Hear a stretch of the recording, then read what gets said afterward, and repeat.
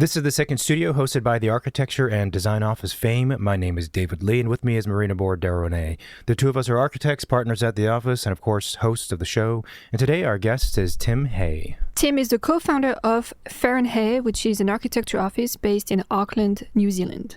Yeah, I think this is like the second New Zealand guest we've had within a few months. I don't know what it is. Sometimes the bug of various countries bites us. With Tim, we discussed many things, including the business of architecture, Fearon Hay's studio, working locally, internationally, client relationships, working on different project types, and a lot more. And I think this was a very introspective type of recording and conversation, and we hope you enjoy it. Sponsors. Stop juggling multiple pieces of software and struggling with design-unfriendly spreadsheets. Programma, built by designers for designers, provides an integrated suite of tools for every phase of your project, from mood boards to advanced specification tools, procurement tracking to project management. Seamlessly integrated, easily shareable, and always current, Programma reduces redundancy and minimizes costly errors. Join InterDesign movers and shakers by starting for free at programma.design/secondstudio. Experience the difference with Programma, software built for InterDesign workflows. The Second Studio is brought to you by Chaos. They make award-winning design and visualization tools, and they're really pushing the boundaries with AI. As we all know, AI is shaking up the architecture and design world, and Chaos is taking a responsible approach. Their tools are built to help architects, designers, and visualization specialists work faster and explore more ideas without replacing creativity. Basically, Chaos wants AI to make your imagination stronger and not take over, so you get to design with more freedom, create stunning visuals, and stay in control of your work. If you want to see what that looks like, tap the Chaos link in our show notes. This is the Second Studio with myself, Marina, and our guest, Tim Hay. Here we go. And magazines are really kind of brutal and difficult to get into these days. They're becoming very selective, and there's a lot of good work. Yes. An abundance of good in the residential space, especially. But it misses the conversation sometimes as well. It's so edited, and it is about the image and the and how they sort of choose imagery based on their direction. So as actually the author of the architecture, you have very little say in how it's represented. It's kind of like you're sort of very far down the sort of order in terms of having a say in how it sort of comes out. Yeah. Well, let's we typically start with where you're from, but let's just continue this part of the conversation for a bit because I think it's interesting. So I think you're right. And the publication process takes such a long time. And then, you're only limited to a handful of images, which I feel like for you guys who do incredible work and some of the projects you have are larger scale, it must be really difficult to select the 3 or whatever number it is for publication and then find the words to express all of the, I'm sure, robust ideas in a project too. And then boil it down to whatever. And it is. I think, the designs that are recorded and photographed are results of years of work, years of collaboration with client and other fantastic sort of contributors and from contractors and things like that. So it all comes together, and then that energy and blood, sweat and tears sometimes ends up as sort of 3 still images in a magazine. And that summary is, it can be very powerful. It can be, it can be succinct and it captures the spirit of the design. But there's always, when we look at the summary, we think, that it didn't show this, or it didn't understand this, or it didn't sort of try to communicate this. And maybe it's just silly to think that photography can ever do that.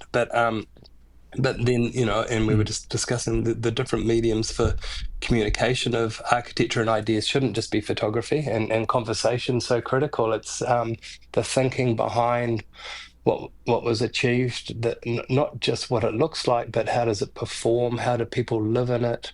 Has the prototype that you've built for your clients fulfilled their aspirations for a lifestyle that you imagine together and you've constructed and brought together? Because I think the buildings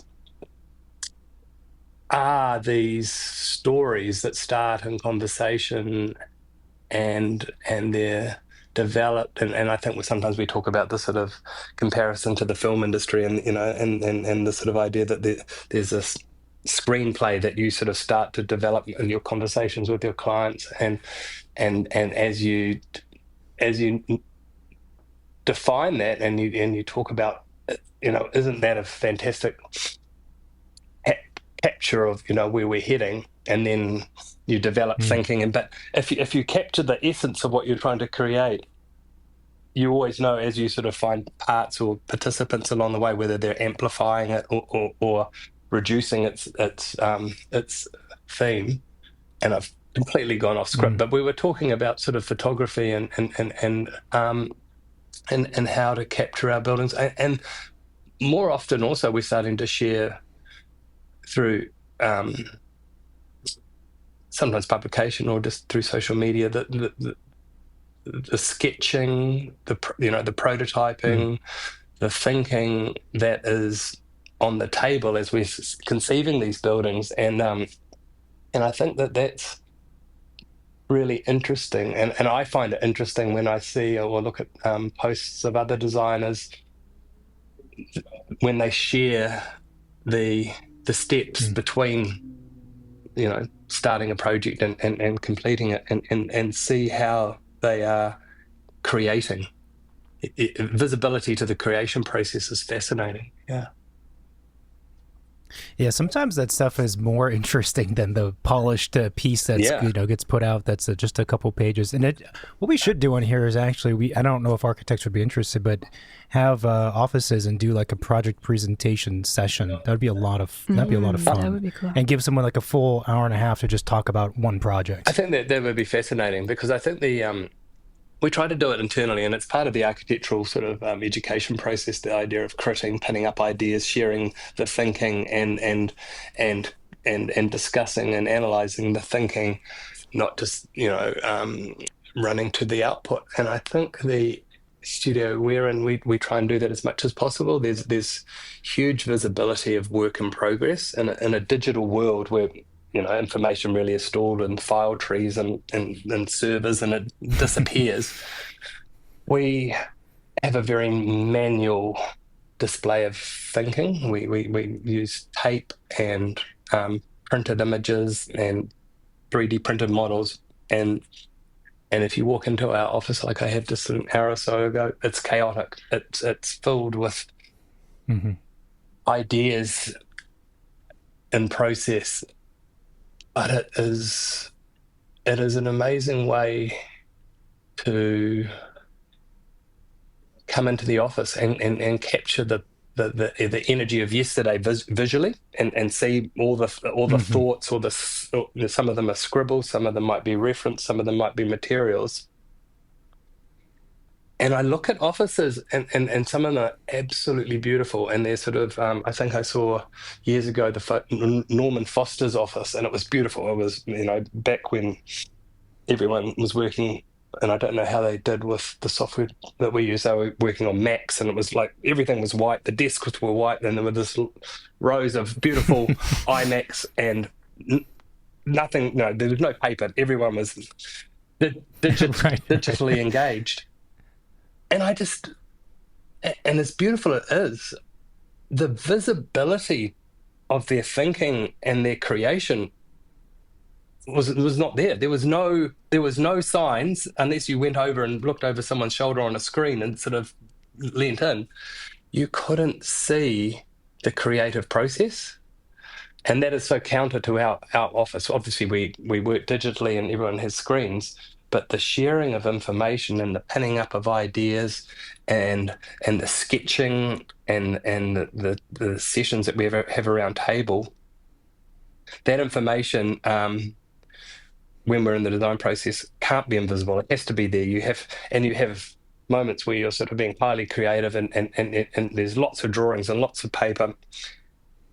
And then you come back in the next day, and you don't have to search for that thinking. It's there. It's visible. It's definitely a little bit tidier than the night before, but it's captured and it's pinned up. and I think that, and then it kicks your day off. You're like, oh, that's right. We were thinking that's where we were. Or the other thing that I love that we're doing more and more is we had a time where we stopped doing it we're 3D printing again. And we're producing these small models. Sometimes, when we're in the early phases of a building and the landscape, the building is very elemental. It doesn't try and do too much, but it talks to its position in land and landscape. And then we have other models where we're much more developed and we're looking at facades and, how the detail of the facade might sort of hang off the building. So, but there's such visual tools, and I find when they're placed and they're sitting in my peripheral vision, they might not be what we're working on together at that time, but the visibility of them means that those moments where your mind wanders or your eyes wander, you capture a glimpse of them, and you look at it and you pick it up and you rotate it and you think about it and you put it down, and you participate in a process of design that I don't think happens in the three-dimensional digital modeling world, or if it does, it happens in a window that is so, you make such a conscious decision to click that file open and move into a position where you have a frame to look at something, which is, and that's what screens are. They're these portals that take you into spaces, but they're such small portals. The environment of a creative studio, and I remember when I was studying and seeing images of, Frank Lloyd Wright's studio and the screeds of paper and people drawing and the visibility of the production and work, and it was incredible because there was a sense of visible creation. Sorry, I don't know if that was the question, but that's where we went. I just I don't know either, but I loved it. That was fantastic. The visibility of the production, the creativity, that's a great way to put it. And I think it's true. It's sort of, as you were talking, when COVID happened, everyone was working remotely. And there's the impact and what it was like to work remotely from the creative standpoint, like you mentioned, but there's also a discussion of more like office culture as a topic, and you need those serendipitous moments to just kind of pass by someone for social reasons or for office culture reasons. But I think what you're saying is almost the same exact thing. It's the same kind of relationship you have with a physical model or a drawing. Instead of it being a person for social reasons, it's now just a model or a drawing for, let's say, creative reasons. And it all, even if it's in like the periphery, I buy into what you're saying. Like even if it's in the periphery, it has some kind of impact on you. And if you can glance at it real quick during your break or during when you're thinking about something else, it helps, keeps things loose. I think also practically it helps you remember what the heck you've done. Absolutely. Because it's easy to forget in the computer. You just iterate, and then you lose track of up and down, left and right, before and after. Yeah, you're right. And that because it's so fast and you can copy paste, and do that, the commitment to freezing yourself for a moment, 3D printing is a really good way to do that you actually make a commitment. I'm gonna execute that, and we're gonna look at that as an object, and we're gonna understand it. We had a fantastic presentation yesterday, and we presented a design that I was a little bit nervous because it was a design that has a silhouette or a form and an incredible landscape that is unlike anything that we've done before or would be familiar in this landscape. So it was a little bit, there was some bold thinking, and we presented this design, and it was fantastic. We had such a great response. But we were talking about the roof, and the roof has a sense of levitation and support, being unsupported almost, and the client we were talking about how to, beyond the vision, how to achieve this.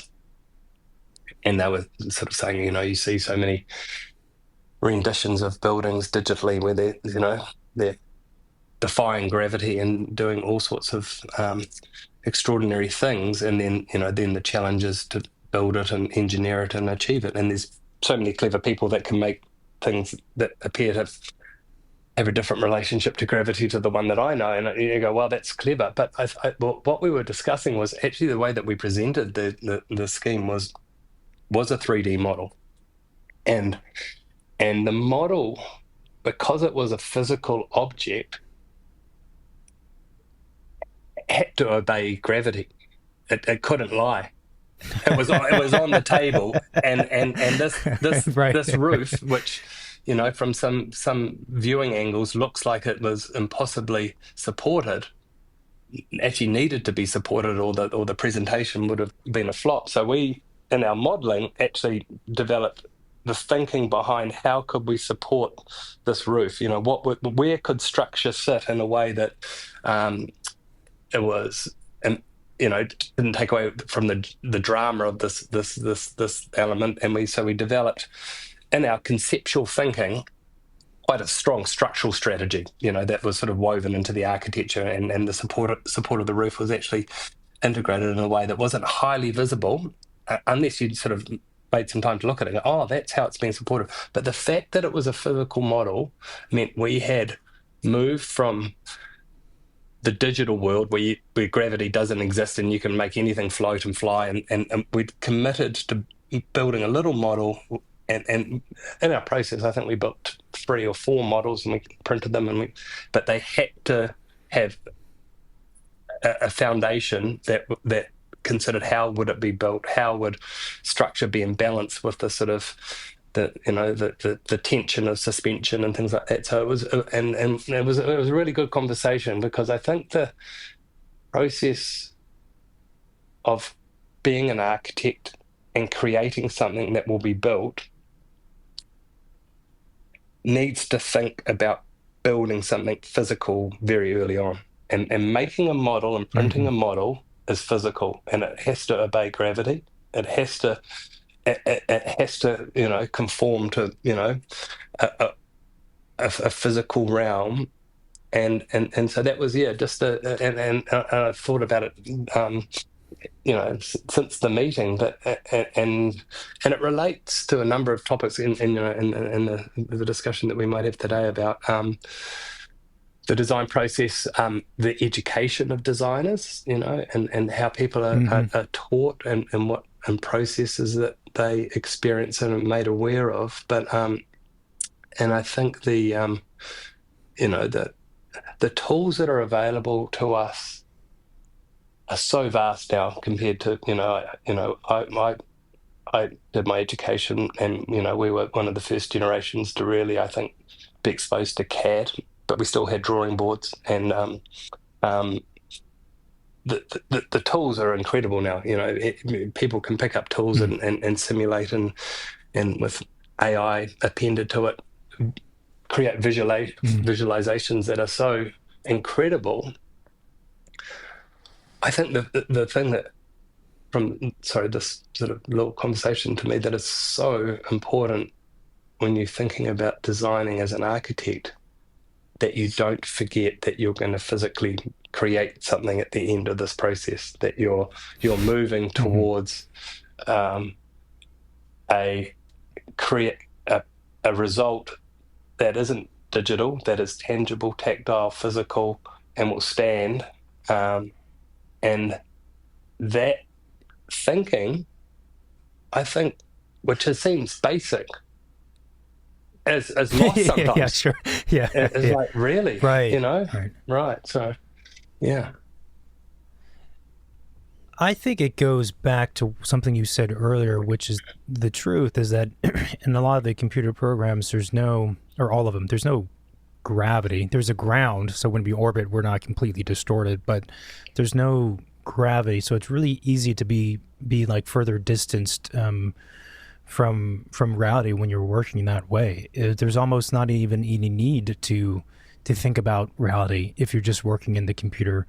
And especially also maybe, you know, if you're, these are generalizations, but if you're a younger architect or architectural designer out of school, you know, and a lot of times school is more conceptual. The things you do are like literally floating in the air as a conceptual project. And then, I mean, I remember when I transitioned to practicing, I was hit with the reality of structure, of budget, of schedule, of all these things. And you're like, oh my God, it's actually really hard to design a building that looks really cool, right? Like we would do in school, but have it perform in all these very, very serious and real ways. It's It's a really big challenge, honestly, and it's not one you tackle in school, and it takes a long time to learn. To achieve our buildings, you have to conduct so many things, and you need to conduct compliance, approvals, budgets. You have to be so considerate of the environment and the materials that you specify, the longevity of your decisions, and materials that are better environmentally and last longer are more expensive. So you're asking your client to make commitments that are on top of already larger commitments, and you are conducting so many things, and to bring it together, because the success of the building has got so many different measures. It has to obviously look fantastic and perform fantastically. It has to be delivered so that there's a sense of satisfaction in terms of the financial model that the client sort of had set, and the parameters for the project doesn't exceed a boundary where it isn't enjoyable. As beautiful as it looks, it's cost too much, and it hasn't met those constraints. And so you and that's fascinating, because, like, as you say, when you are being educated about design and what being an architect as a professional might mean, your visibility to all of those factors is limited. I mean, and it probably should be. I think that's the other thing. I think there's if you knew all the things that you had to juggle to achieve a building, I don't think anyone would come back for the second day. If they presented it on the first day, you'd have an empty room the next day. Everyone, this is ridiculous. Why would I come back? There's other things to do, and I wouldn't blame them. So I think that naivety is actually a good thing, because I think it means that you can educate and you can build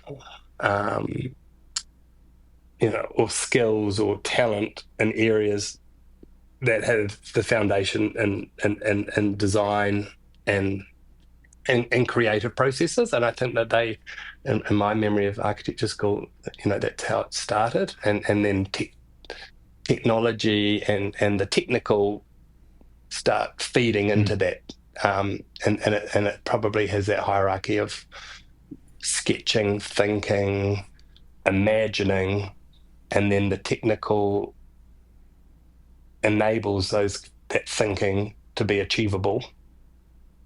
But if the weight of running a business, because that's the other thing, there's there's another one. There's the practicing as an architect, but running a business, paying the bills, dealing with the tax department, and all of those things, which is what all business owners have to navigate.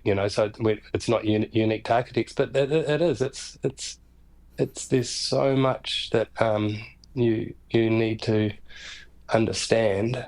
And I think, we started our architectural practice. I think I was 6 months out of finishing my university degree, and Jeff and I decided very young to let's just go and start up an architectural practice. And the reason that we did it was probably being naive. We didn't really know how far you could fall, or we were so young that we didn't actually have far to fall. We didn't have. Right. We didn't have mortgages. We didn't have kids. We didn't, at that point, if things didn't work out, we'd just get up the next day and do something else. So there was potentially an opportunity, and actually being so young in our professional careers, that meant that it actually didn't have the barriers that it might have had if we did it later. Yeah. Are you and Jeff roughly the same age? I mean, were you both fresh out of school deciding to do this? Jeff's a couple of years older than me, so he'd actually been he'd been working in a studio for a few more years, and that's sort of really how we met. I'd finished my university degree. Jeff had been working in a studio for a couple of years, and then I was offered a role there, and so we actually didn't work on projects together. We spoke and we talked about design, and we realized that we had a lot of similar views and alignments. And then a few months after starting, I realized I didn't like working in the studio. I didn't like I didn't like the environment. It wasn't a healthy place to work. And that potentially, when you're young and out of university, there's a sort of sense of, oh, you know, it's never going to be like a rose garden. You've got to, you know, you put the effort in and, you know, do the hard work. It actually, it was more than that. It was an environment where I had this opportunity through university to be highly creative. I was offered a job because I thought I had that talent, and I had a fantastic sort of folio as I left university.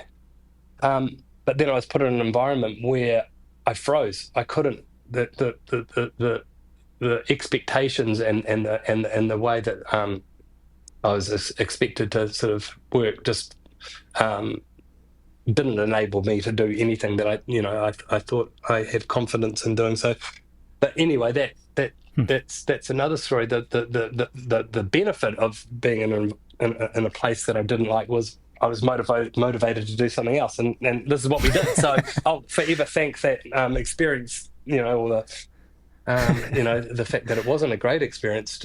It kicked Jeff and I into something that has been great. Yeah. I mean, even with Jeff being a few years older than you both still started the practice, you know, pretty early on. It's not uncommon for architects to graduate practice for 5 to 10, maybe even longer years, depending on the scale of the work too, and then pivot and do their own thing. And there's always this thought that obviously there's a lot to learn as a practicing professional architect. And one would assume that to gain that knowledge, you'd have to work at an office or a few offices for on the magnitude of 5 to 10 years. And then you're knowledgeable enough to go start your own thing is one train of thought. But to be honest, I've because we started our practice similarly, you know, after practicing in other offices for a number of years. And I've on occasion looked back and wondered, like, was that the best route, or would it have been better to start 6 months or a year out of school? And it's a coin toss. I'm not entirely sure. I mean, to each their own, and everyone's different, but I'm not entirely sure, because there's a lot you can learn just on your own too, if you're hungry enough. You have to learn, and that's the other thing. Like that's true. It's a survival thing. So if you don't know it, you're going to spend most of that night figuring it out. So the next day you'll at least be halfway there. I think I don't think that there's a right or wrong way, and it depends on different circumstances. But the thing that is absolutely critical, whichever path you take, is you need work. And so the decision for us was benefited by the fact that both Jeff and I had been approached to do work sort of off the books, if outside of our professional work, and could you do these? And they were 2 beach houses, and that was also an opportunity. So when we decided that we would go and set up our business, it actually was with the foundation of, well, I've got this private job and I have this private job. Well, I said, well, that's a business. If we combine those two, let's go and do them. And so we were lucky enough to have built relationships with people that had been interested in us and wanted to take some risk with us, because we didn't have a track record. But we had enthusiasm, we had some energy, and that was fantastic. So it meant that we were busy straight away. We had effectively a year to do the design for these 2 projects before construction needed to start. And those projects for us were highly successful. They were photographed. They won awards, both of them, and that catapulted us into our next round of work by the visibility of those projects being sort of published. So it was fantastic. Wow. And it was and we we haven't ever looked back. We haven't ever doubted that what we did was right. We like I said, we were naive. We just started working, and we surrounded ourselves with fantastic mentors and advisors. The world of architecture, and I actually think about this now, even in our professional careers. If you reach out to other architects, the people that we've dealt with, and when we were young, are so giving of their advice, their time. I agree.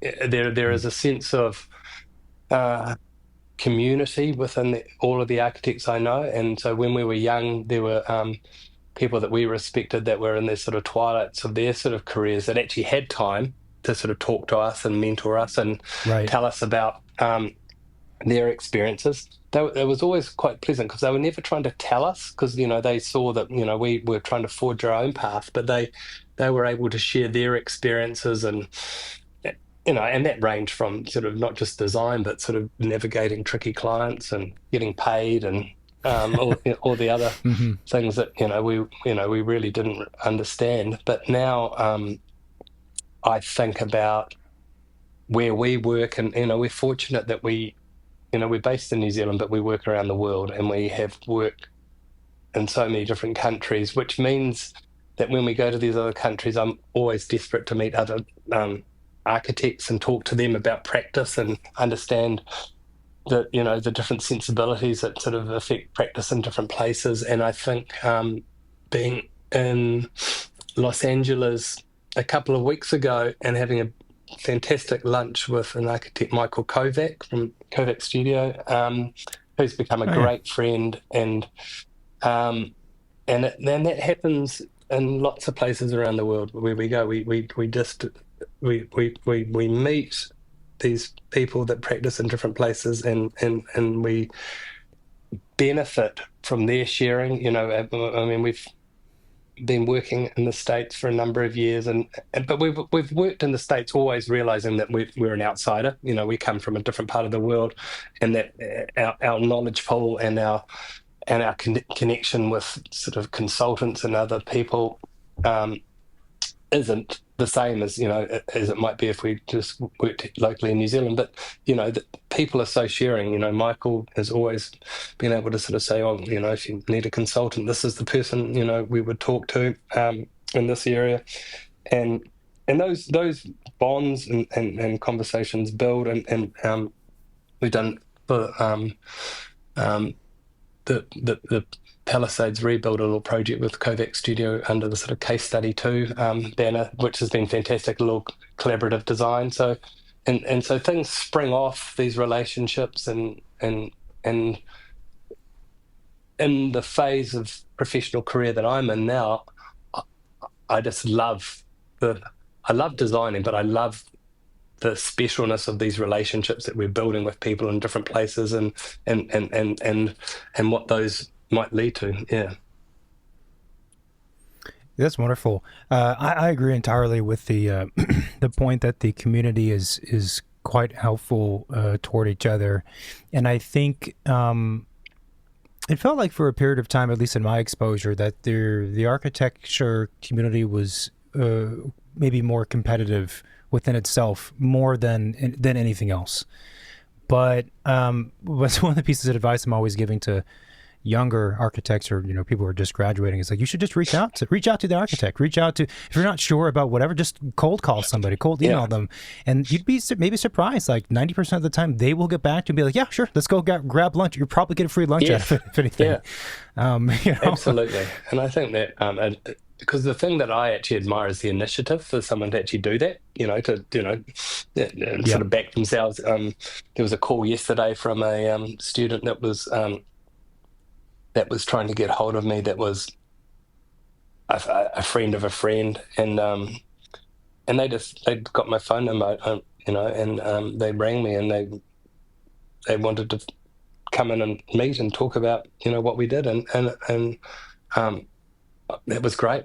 Good on them. Let's have a chat. Let's find out what they're doing and where they're going, and the other thing that we are delighted and so excited by is we through the studio, we have lots of interns that move through the studio, and actually most of them come from, the other side of the world, and their thinking, their experiences, their view on design is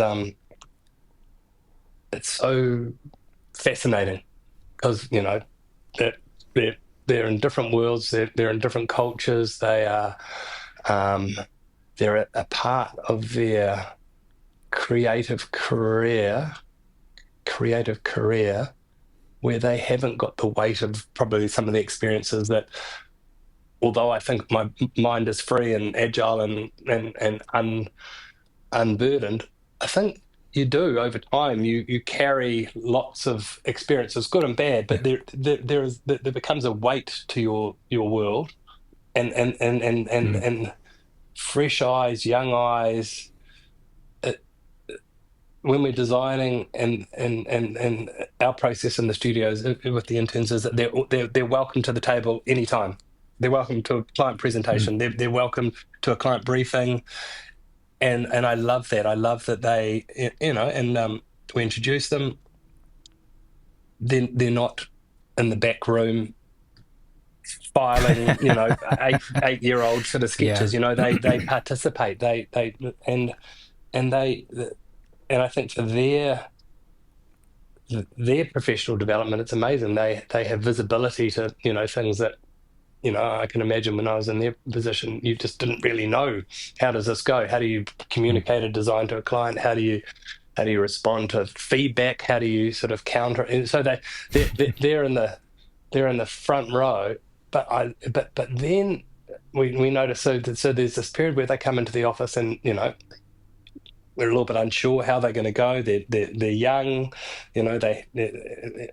but they flourish, I think, because we provide that sense of opportunity and confidence for them. After a day or two, they start to just, they shine. They show ideas. They put their hand out. They say, I can do that. I'll contribute, and it is so delightful when you see their world, or you start to understand their world and their thinking. So we get a lot from it, because I think that sort of the sense is an internship is a one-way process where interns are coming in to sort of be sponges for the knowledge that we might have sort of built up, but it's reciprocal. We love their energy, right, their vision, their thinking, it is definitely something that we think feeds our youthfulness as well. As we get grey hairs, and there is a sense of that energy and fresh vision that I think is really encouraging. Yeah.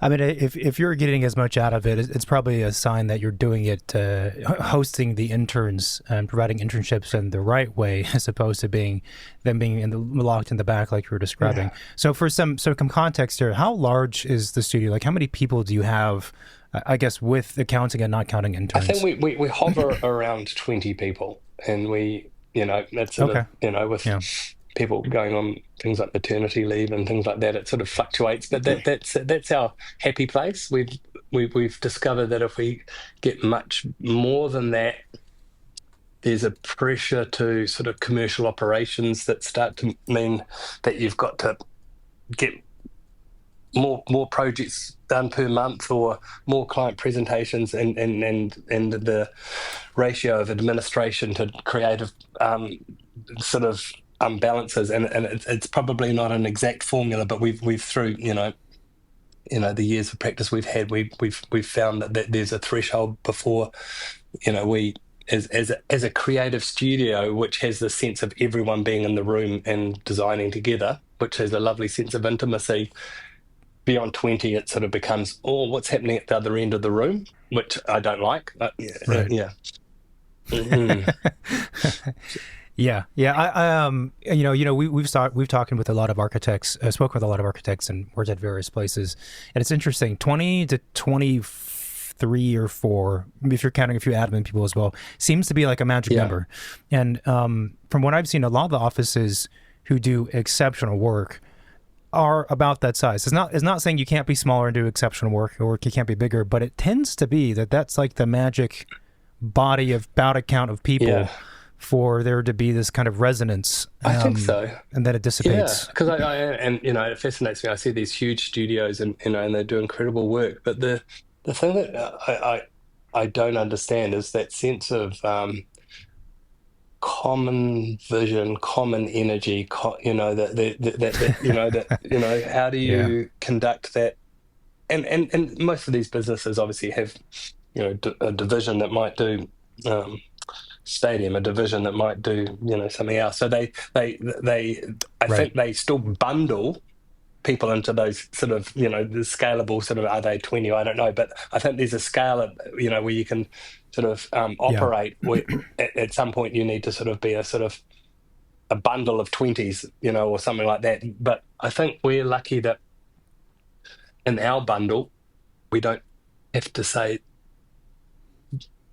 this part of the bundle specializes. We're lucky that we work across a number of different typologies of work, which is from residential to retail to small hotel to commercial, boutique commercial, to repurposing.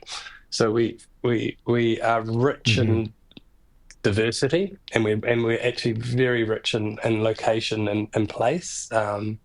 I think this week we've had job inquiries from Hong Kong, New York, and Georgia, and I had to look at a map to see where Georgia was.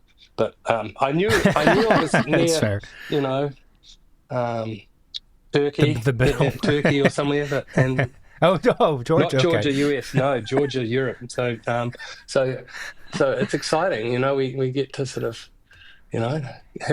Do you ever wish that you had a higher so first question is, what percentage of projects are in other countries versus being local to you? And the second question is, do you ever wish that more of them were local, just so, I don't know, it was easier, make your life simpler? Your life was simpler, less flying, whatever.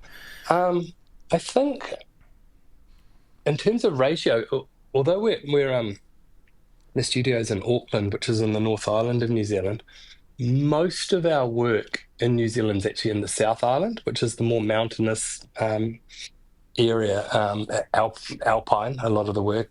There's a city called Queenstown. And that's almost, it is like another country, it's very different to the North Island. So we're used to traveling, and traveling's a vital part of what we do. We can do lots of things remotely, and we can use digital tools to have a much better understanding of site and conditions than we ever have had to. But traveling is part of what we do, and it's not just what Jeff and I do; it's what the teams do. But it's fun. It's kind of like this is our home base, but everyone's preparing expeditions. On Monday morning, we have a discussion around travel, who's going where are they off to, who's going to be in the office. But it feels like they're expeditions. They're off to new places, to new environments, and that is exciting. It's we've just finished a small project in Seoul and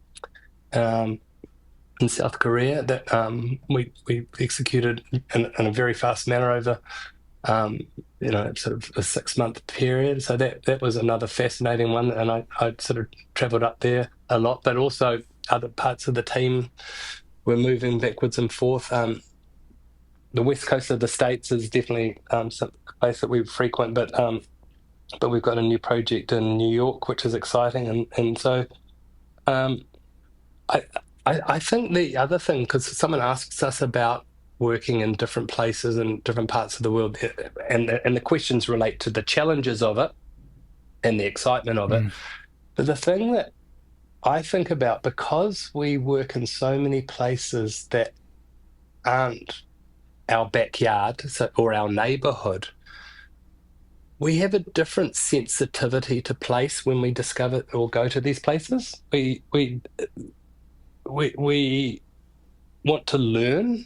We are very interested in learning about, the history of the place, the people of the place, the geology of the place, and so that inquisitiveness is, and the research before we jump to designing, and and beyond what the client might be asking us to achieve, which is normally a certain amount of bedrooms and living rooms, and there might be some Pinterest images that sort of bundle their direction.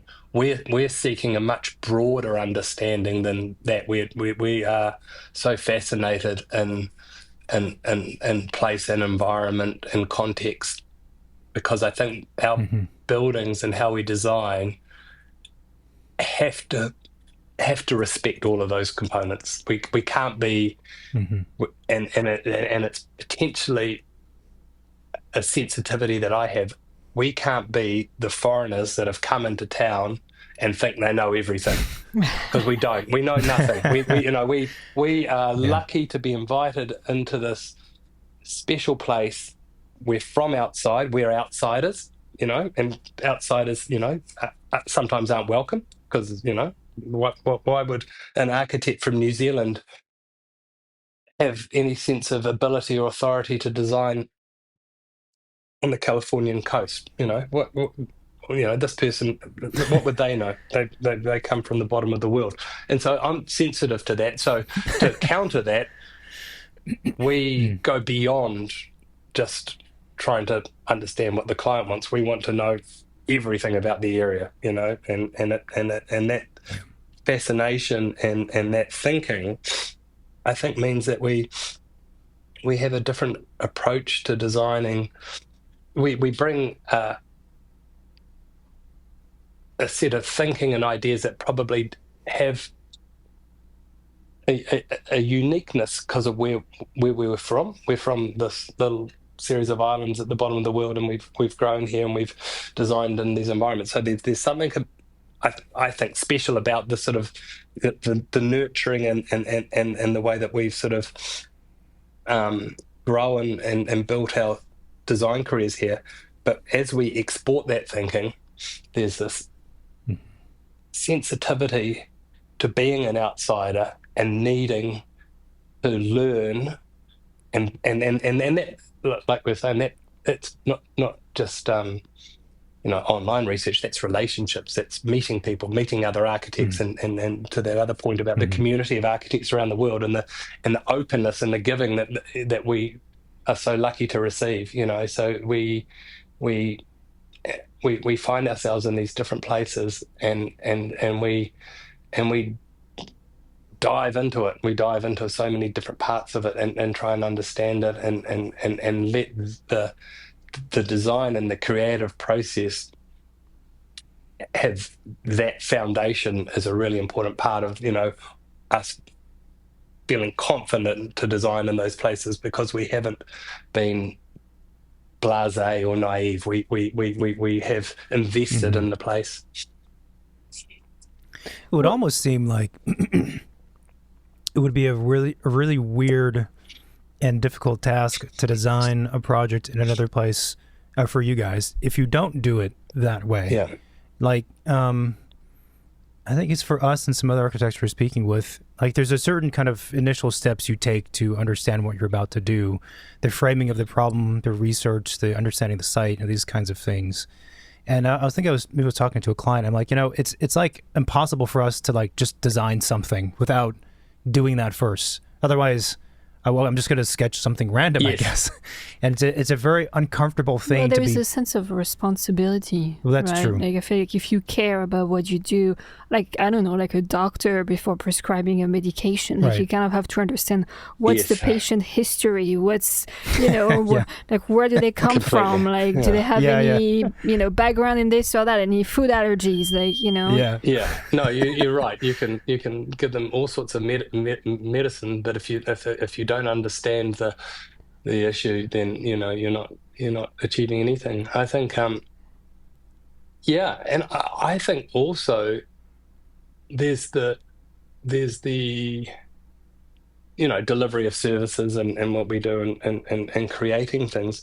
The thing that I love is actually learning, and I think as a designer, you have a period where you obviously are in education, you're learning, but as we've practiced through the years, if there's any part of my sort of rhythm of work where I actually think I'm just doing the same thing, I'm not actually learning, I feel quite hollow.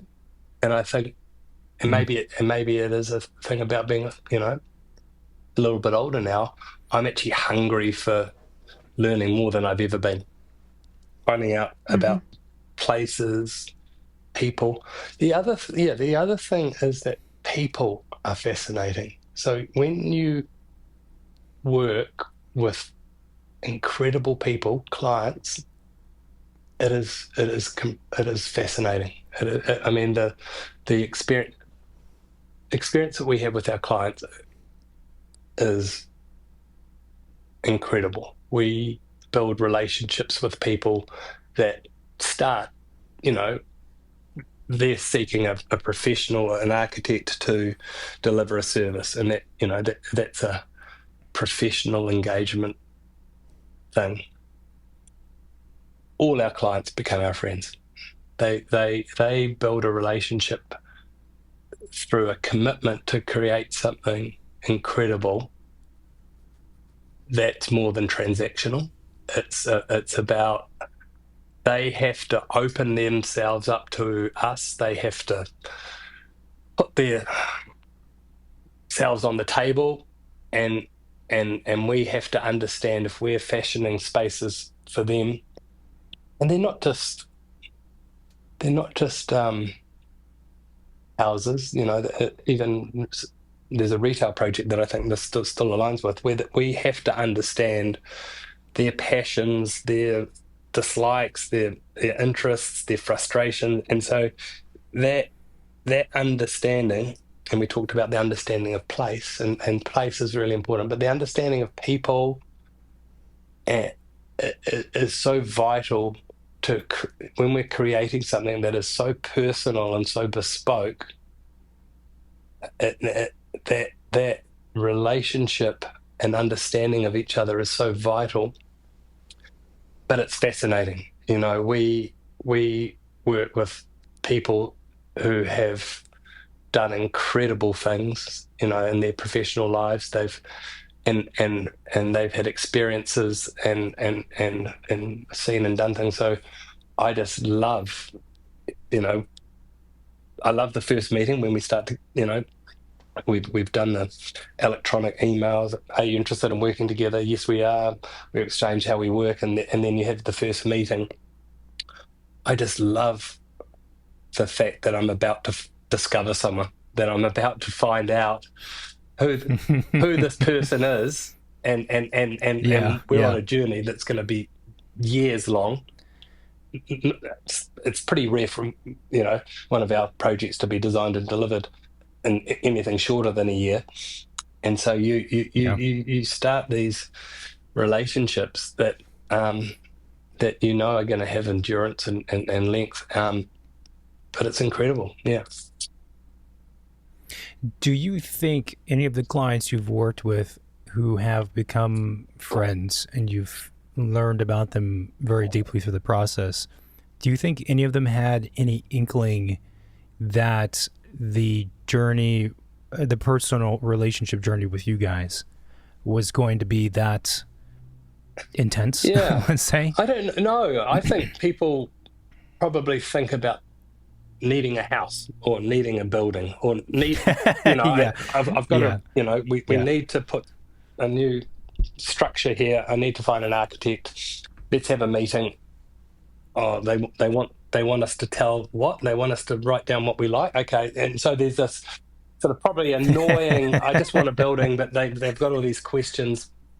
what do they want to know if I get up early or not? I don't know. So there's this, you know, when you go to the doctor and you have to fill in those forms and there's like 86 questions and you just want to tick and get it done. I think we're even more painful. We are trying to understand. So I think they discover pretty quickly that we are very interactive. We're not passive. It's not just transactional. That we want to build and learn about them and what who they are, what excites them, how they operate. So but then there is this nice thing through the process sometimes where we end up that even though it's sometimes not needed, that they just want another meeting because they enjoy the time with us, you know, and it's and that's nice. You know, that there is a sense of the process and the relationship that we're building isn't just transactional. It is actually we've built a relationship and we're delivering something together.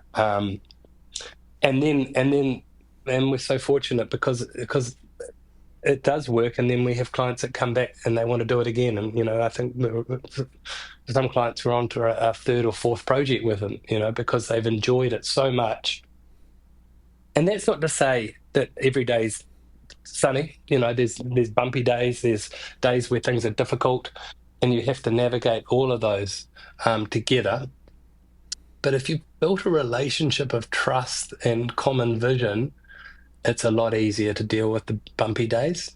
If everyone sort of knows where you're heading, and if the bad news is visible and everyone can see it and sort of figure out what to do about it, we try and avoid surprises. If there's, you know, news that's not what we thought it might be, we've got to get it on the table quickly so we can sort of together work out how to solve it. I think the bonds that we have built with our clients and the satisfaction we've had collectively about creating these things is so propelling for us to keep coming to work and wanting to do it again. Yeah. And now let's give a shout out to our sponsors who support our show. Available with Revit version 2023.1 onward, Autodesk Insight is a next generation carbon analysis tool that can help you make the leap to low carbon design. With only a few clicks, Insight lets you analyze, understand, and track the embodied and operational carbon impact of your design choices.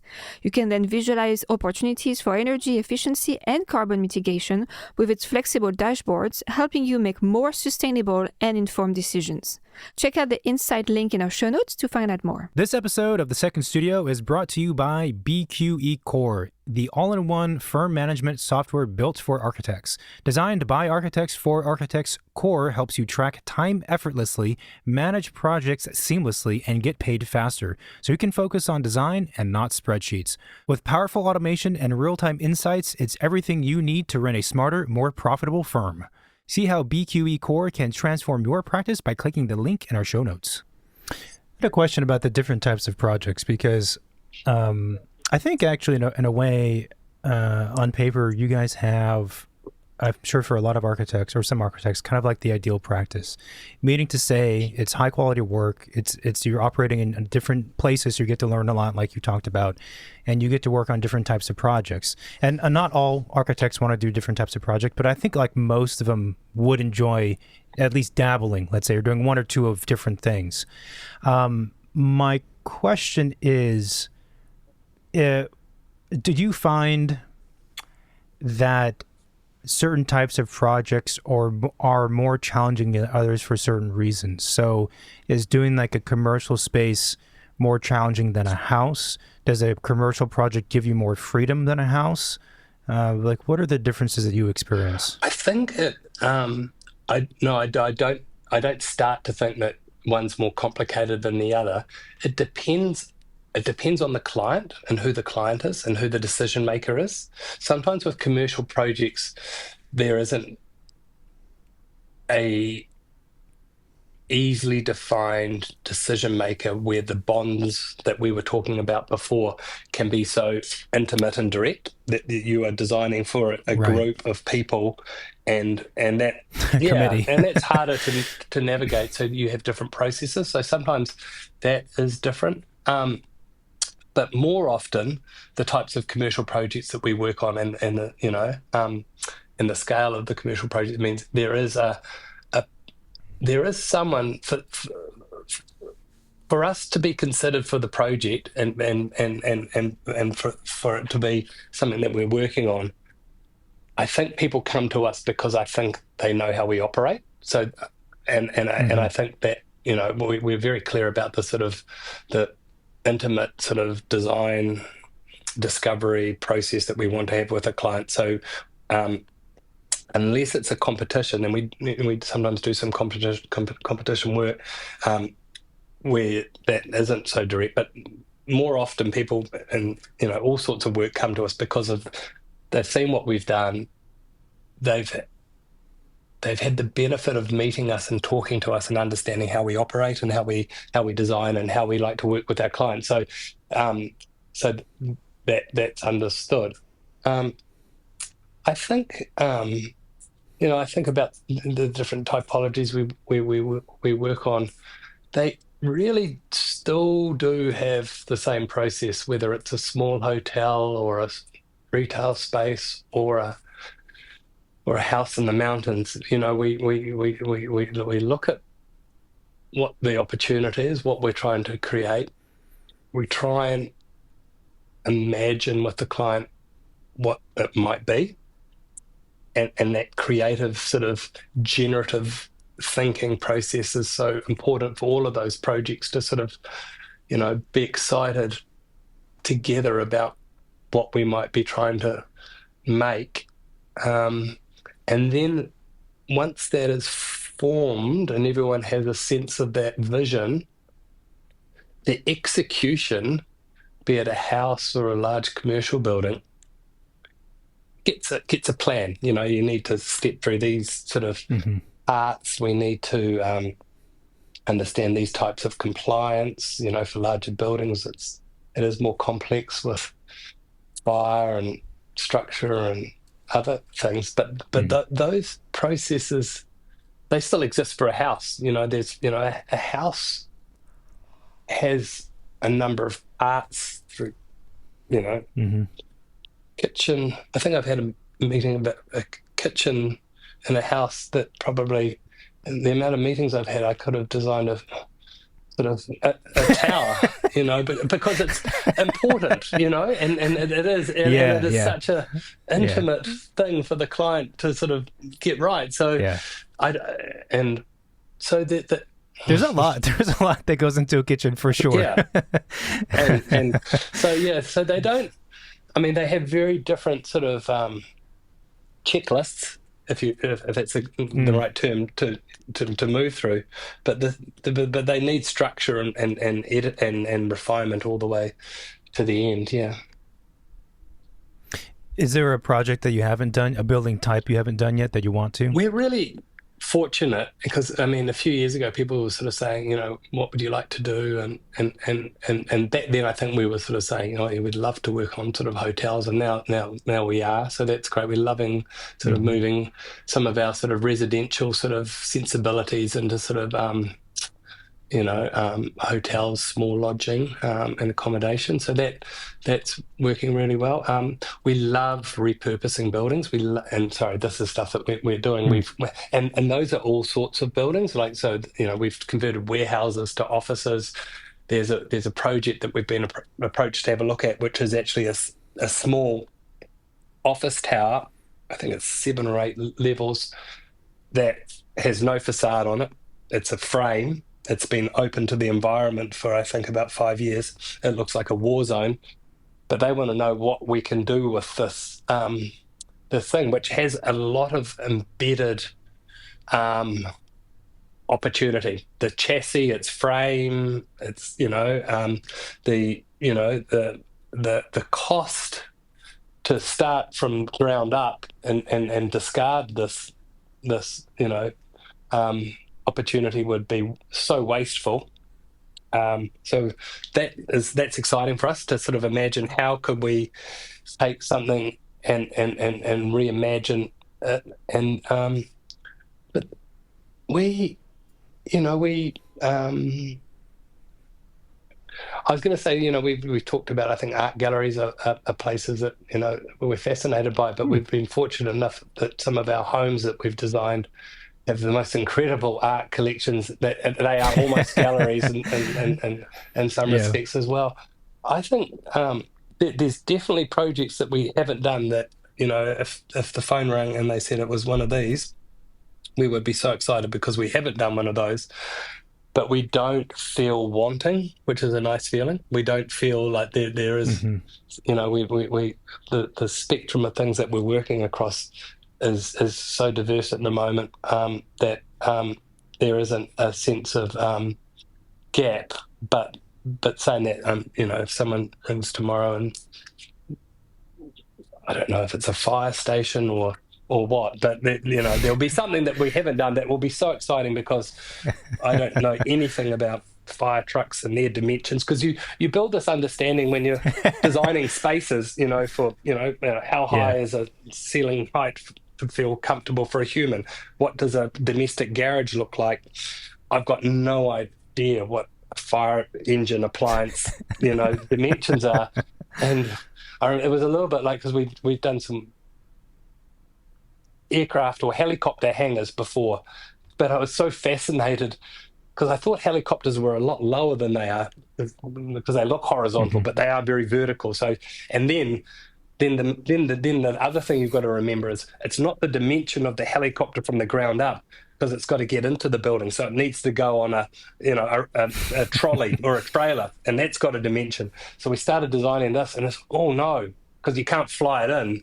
So you got to sort of, anyway. Right. So, but all of that learning and, and understanding the functional constraints and parameters, that's why a fire station would be fascinating, because I've got I'm trying to figure out what the dimensions are that we'd be dealing with. And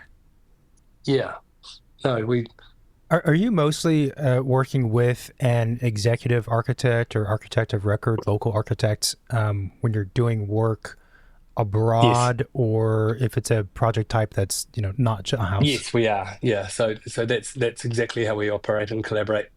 Work within New Zealand and Australia. We do a lot of work in Australia, on the east coast of Australia. We deal with all of that in house. We don't need to build that, but all our work in California, a new project in New York, the work that we've just finished in South Korea have all been executed with the incredible talents of a local architect, and they are so valuable and such an important part of the success of the project. So to be a studio of 20 requires that collaboration is such an important part of what we do. So, yeah. Pivoting to a question about yourself, if you weren't an architect, what would you be? I don't know. I think only an architect. No, because I think sometimes it's not just architecture that we do. Sometimes it is actually, I think we are a creative studio where we imagine things and look at, once we've come up with an idea, look at how we might achieve it. And that could be all sorts of things. That could be that could be a business. It could be, there's no business that does this, so maybe we should figure out how we do that. Or I don't know if I'm explaining it correctly. We often go beyond just the architectural brief with our projects. We, especially with the lodging and some of the, we're imagining actually more than what the room might look like. What's the experience of how you get delivered to your room? What's the vehicle that you might come in? What's the sense of the attire the person might wear at the front desk, and there is this extension of experience that is definitely outside of our boundaries. But I think if I was an architect, I don't think I could do anything where I don't have a imagination sort of, or a creative process, because I'm constantly thinking of things, and not just architectural, but things that fascinate me, that might not be there, that could be created. And we're starting to look at product. We've started using the 3D printer. We're printing and testing things that range from door hardware to lights, and then we've also started to look at bathroom furniture as well. And this is in its early days, but we're definitely fascinated by product as well, and so that's something we're developing. We have done some property development as well, because we needed to find a new studio, and so we found some warehouses and converted these warehouses to offices, but actually the warehouses were much larger than we needed. So with another partner, we became owners in a bigger scheme where we sort of built other tenancies and other spaces. And we loved that. So that provided us to almost generate our own projects. So that property developer sometimes has connotations of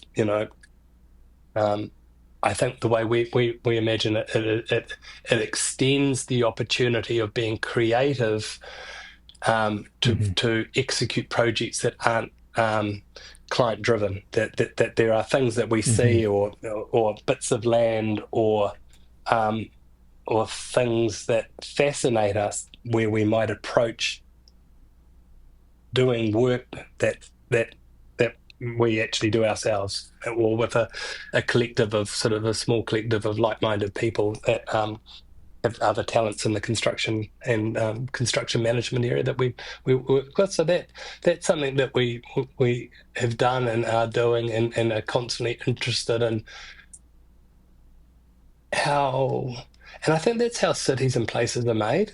I think about the opportunity for an architect to design and create. A lot of the time comes from receiving an email or a phone call of someone saying, "I would like you to build me one of these," and we build a relationship where we respond to that request. The opportunity to make the request ourselves, or initiate that opportunity ourselves, is fascinating, because I think that's how great places and cities and towns are made, by people stimulating a desire to create. And part of me was thinking that actually, and we are so busy with doing what we do and loving what we do, but and this happens all around the world. You see the best parts of the cities that we live in, and the parts that aren't fantastic, and you think about what would make that place better, what's missing. And sometimes they're not significant things, they're just bits of missing infrastructure, or a general store, or a place for people to come together, or that there's a couple of blocks, but there's no sense of community because it doesn't have an amenity. So if part of what we do in the future is seeing these things and actually being responsible for initiating, through small developments, solutions or opportunities that enhance cities or communities, that does fascinate me. That we're not just waiting for someone else to come up with the idea to take that initiative. And that would be something that I think is a side job we're doing already. I'd like to potentially do more of it. But it's, yeah. And I think that maybe means that as we've matured and we've got a fantastic sort of studio and ability to execute that energy, we can start looking at problems that exist and opportunities to make places greater and drive those opportunities independently of waiting for clients to ring in and say, let's build one of these. And that may be too ambitious or too difficult to achieve, because it requires normally a lot of capital. It requires risk, development risk, and actually based in Auckland, but also just working around the world. It is so hard to achieve a good idea in most places. The resistance to compliance and. What's the most challenging place you've worked in that specific note? I think everywhere has slightly, New Zealand has such an incredible natural beauty to build, and it is highly protected generally. But I'm so glad that it is, because the other outcome is that the natural beauty is diminished by the hierarchy of people building bad buildings that sort of don't have respect for it. So there is a sensitivity to it being actually a really important thing. But there is a sense, in a number of places, that the rules about cities developing, extending, and maturing have rules that are out of date, that don't respond to the demand for actually really affordable, good quality housing that's connected to good travel networks and people living in places that they want to be, not forced to the perimeter of cities, and their life is spent in their vehicle going backwards and forth because they can't afford to live, where they want to be. So that condition is actually in a lot of places.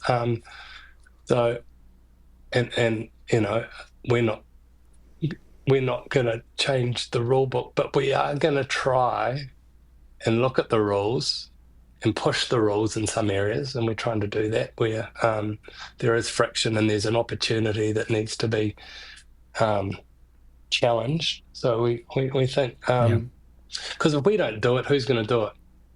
Who's going to change cities? Well, it's a really good point. I mean, I've kind of long said that I think we have some kind of alarm going off. This is buzzing in the background, but what would be great is if we could have a large body of those who are trained as architects, or architects who are on the right side of trying to make cities better, leave the profession of architecture and go into public policy. That would really be the thing. If we could get a large number of architects to do that, that would make a huge impact, because unfortunately, and I don't want to go too far off on this tangent, but a lot of the ways these decisions are made regarding regulations and development, rules are, haphazard or not done by the right people who don't understand, even if they have the best intention, they don't understand all the things they have to understand. Yeah. So, I don't know how we do that, but that would be wonderful if that could take place. Yeah. I think that it's international. Auckland is a beautiful city. It's got an incredible harbour. It's got these volcanoes and topography. Actually have two harbours, so its natural qualities are incredible. It's living in this part of the world. The built environment is very young. We don't have the architectural heritage of great cities of the world, and so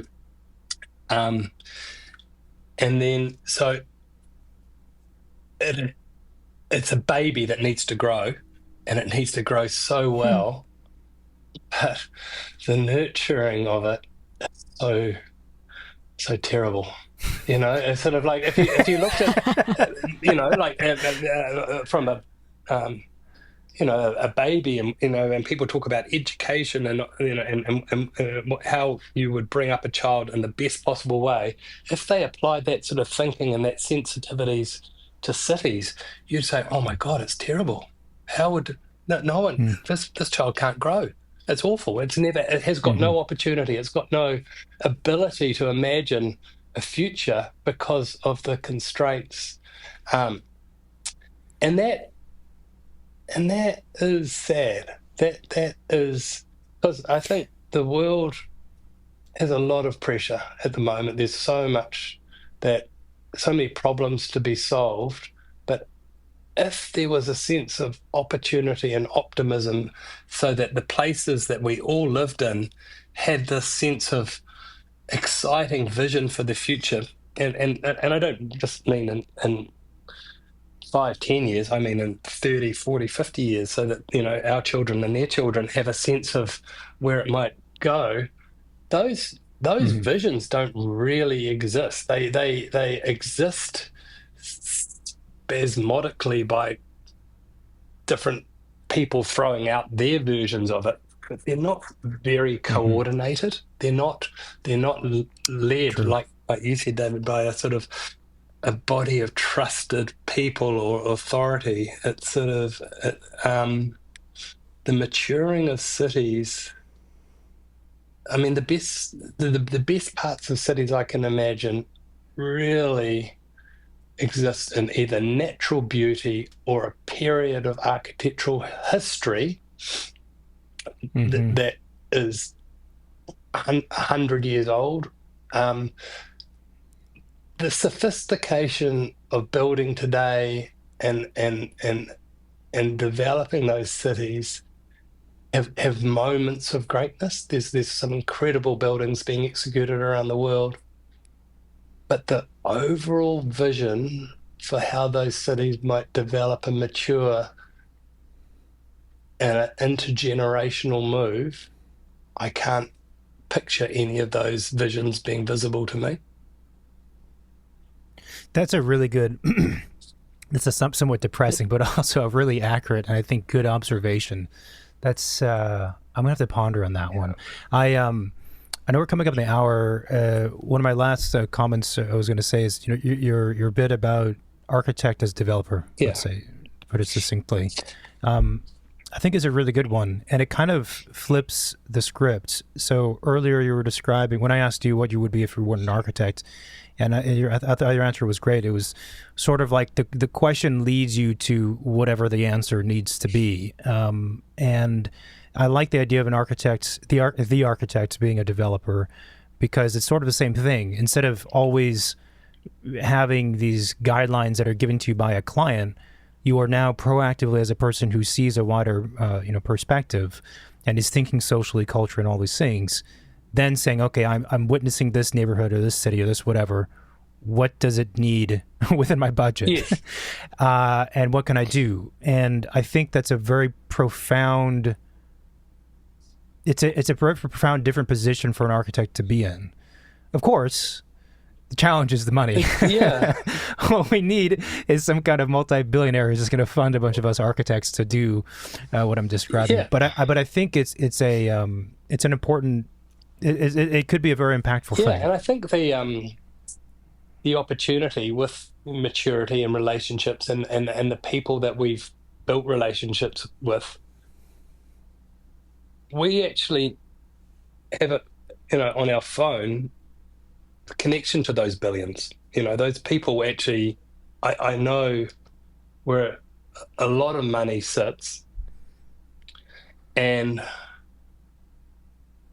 if those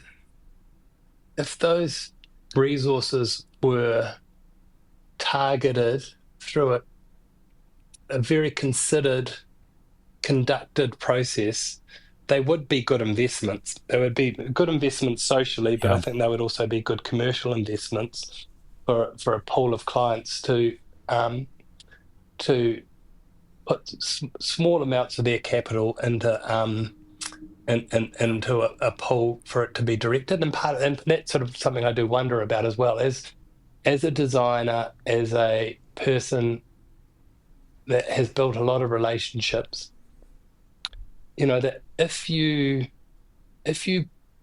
have a vision and you have a strong sense of opportunity socially, but commercially as well, you can collect these people and take them along on a journey. And I think that is an opportunity.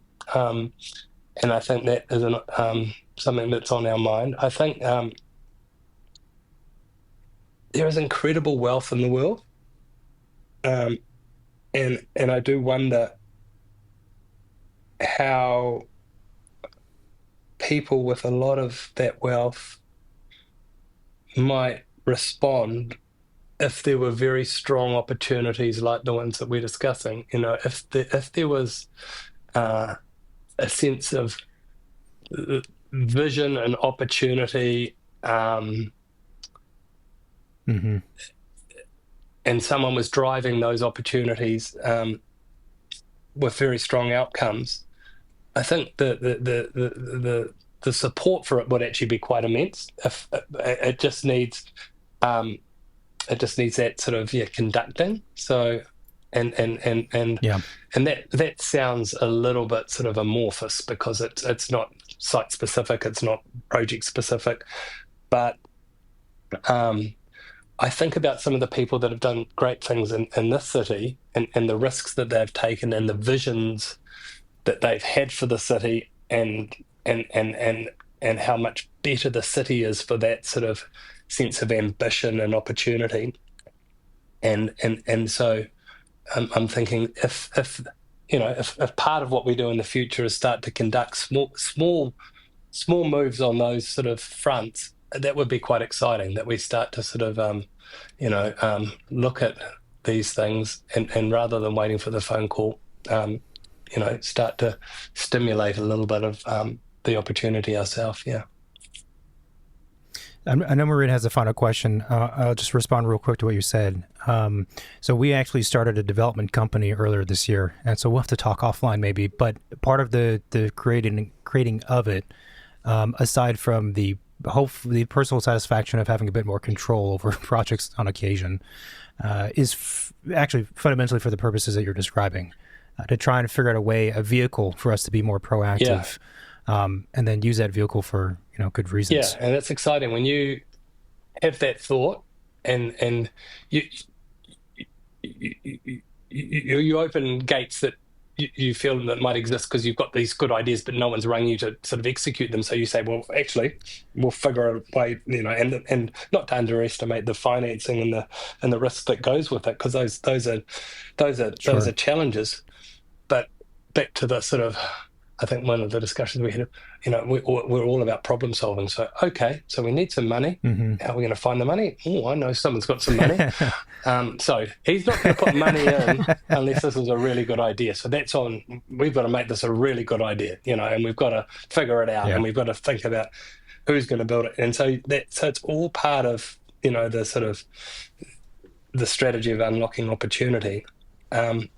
But it's so rewarding, when we converted these warehouses to our offices, a sense of pride we had. We changed, we think, a neighborhood in the city, which was effectively dead to the street. There was actually no pavement. There was just grass and then the road. And then we activated the street. We put hospitality, we put retail, we put offices, and this piece of the city that was inactive became a vibrant little street, and that was so rewarding, and it is addictive because you say, "Oh, let's do it again. Let's find another," right. But yeah, so it's exciting that you guys are thinking the same thing, because I think that the opportunity of, if you have confidence that the ideas are good, you still have the challenge of all the parts that we spoke about, but those challenges for me, just make me more hungry to do it. Like, okay, how do we solve that? Right. And let's start figuring it out. Yeah. Yeah. Final question, and it's kind of a tradition, is what is your favorite building?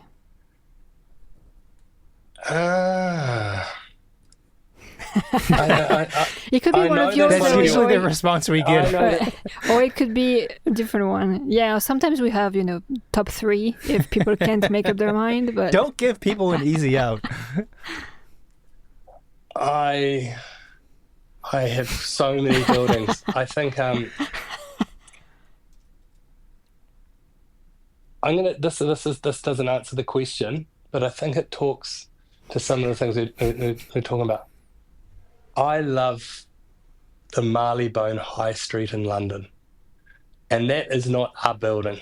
That is a place. We're fortunate that we do go to London quite a lot. Coming from a young country where the architectural heritage, as we sort of said, is not very old, to go to a place that has that sense of history, texture. It's on the threshold to Regent's Park, which I think is one of the most beautiful parks in the world. It has a sense of community within a broader city. It has hospitality, it has retail, but it has people living in dense quarters, and it is all coordinated into a space that I think is just special. So that works. Yeah, that's it. Yeah. No, I like. That's a great answer. Yeah. That's a great answer. I like it's that very appropriate. The favorite building is not a building. I it's like a place. that. I like that a lot. Place and experiences. Tim, thank you so much for making the time in the future day, because you're ahead of us on your Thursday in this case.